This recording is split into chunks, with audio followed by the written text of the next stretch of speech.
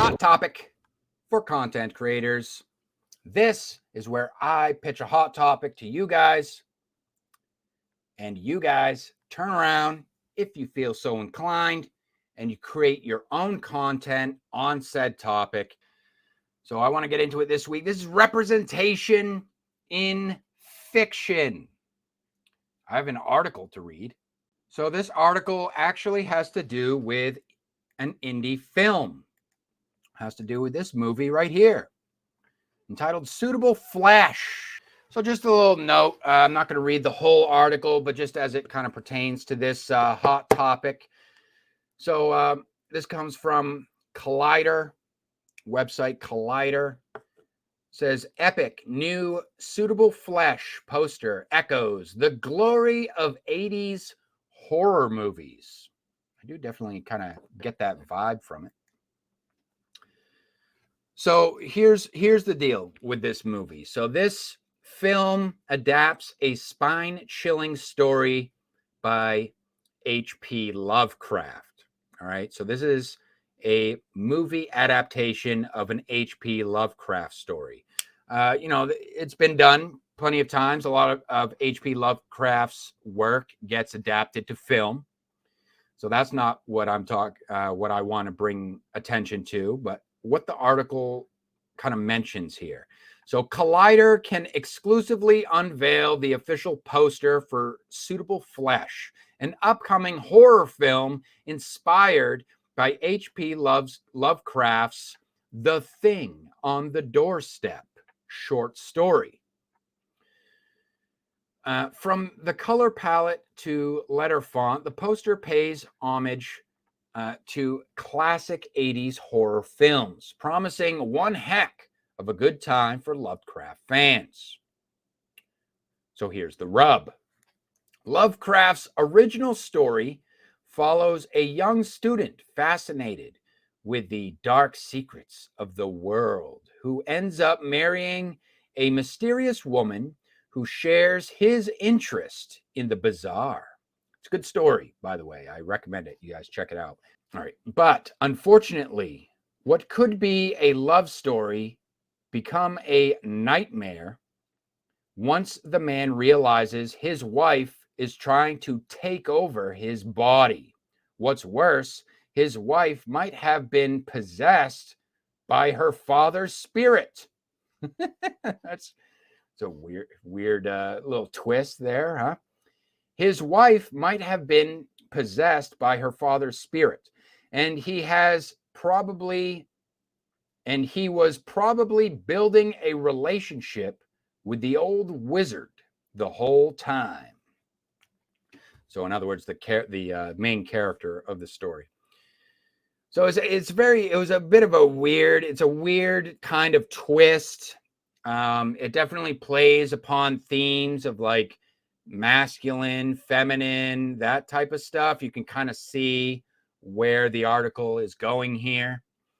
So The Thing on the Doorstep is one of the few Lovecraft stories with a strong female character, which becomes somewhat disturbing when we consider the genre swap twist. I think they meant gender swap. They say genre swap in the article, but I think they meant gender swap, which becomes somewhat disturbing when we consider the gender swap twist, through which we learn that its villain is a man.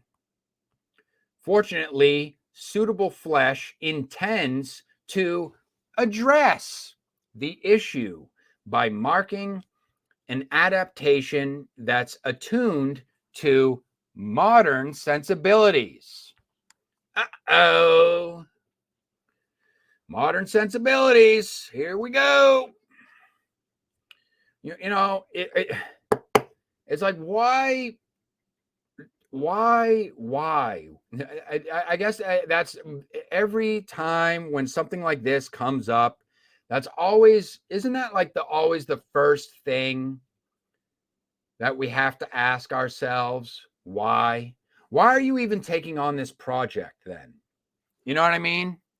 it's one thing, you're already going to annoy people because you're already insinuating that you are not going to stay true to the source material, which is very annoying if we're talking about a fandom here. If we're talking about fans, you're talking about, oh, this could be very exciting for Lovecraft fans.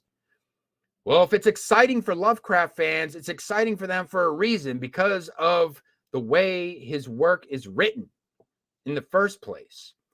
So then when you start coming up with this nonsense, oh, don't worry, guys, don't worry. We're going to take it upon ourselves to address these issues. Issues for who? For you? Not an issue for me. You don't speak for me. That's for damn sure. Ain't a problem for me. So speak for yourself as far as that goes. That's the one thing that I hate, is when, sometimes there are people out here, they're like, we got to update these things. They got to be updated. It's dated. This stuff is dated. It needs an update. It's not fucking Windows. All right. We don't need a goddamn update.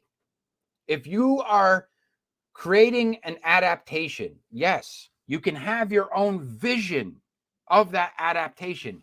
But at this point, now when you start using this type of language where you're saying, oh, we're going to address issues, we're going to, by making it's not I would argue at that point, it's not an adaptation. You're not talking about an adaptation at that point. There's a word for that. It's called a reimagining, okay? Which is effectively just a glorified way of saying fan fiction. Just say it's fan fiction. It's not an adaptation. It's fucking fan fiction is what it is at that point. You got some twisted idea in your own brain, and it's your idea that's twisted, not Lovecraft's. Go figure, as far as that goes.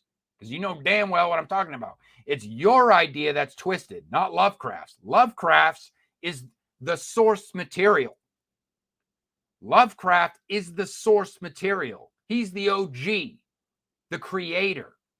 Okay? He is the one that you are allegedly paying homage to through your work, through your vision. Oh, but you see, we got some things we need to address here first. We got to address some things first with this Lovecraft character. Some of his ideas are a little bit dated. We got to update them for modern sensibilities. Who says? Not me. You're not talking about my sensibilities. That's for damn sure. Is there some weaklings out there? Are there some sissies out there that might be like,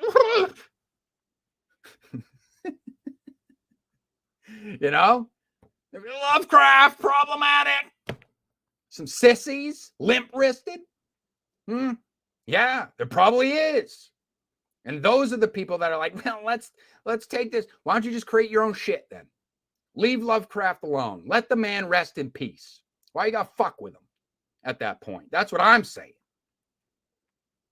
You want to talk about passion? You want to talk about getting into it? I'm not even the biggest friggin' Lovecraft fan. I'm just saying, in terms of respect, it's fucking disrespectful. It's a slap in the mouth. It's effectively a slap in the mouth.